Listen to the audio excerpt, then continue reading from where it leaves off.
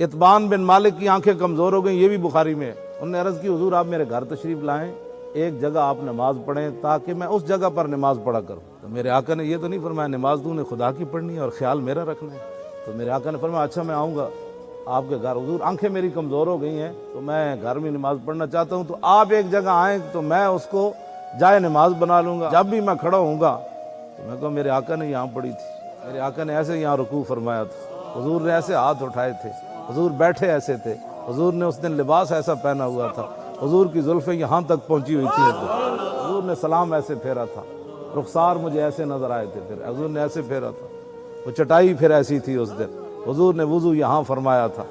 ये सारी अदाएँ थीं जो हुजूर मैं याद कर कर के नमाज पढ़ा करूँगा। और तेरा अगर न हो मेरी नमाज का इमाम, मेरा क़याम भी हिजाब, मेरा सुजूद भी हिजाब। इत्बान बिन मालिक कहते हैं कि मैंने देखा सुबह सुबह मेरे आका मौला सिद्दीक़ अकबर को साथ लेकर मेरे घर आ गए।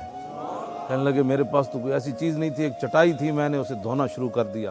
तो मैंने कहा जी जनाब क्या नोश क्या खाएंगे, क्या खाएं? हुजूर ने फरमाया छोड़ो खाने पीने की बात, पहले जिस काम के लिए बुलाया वो काम तो करवाओ।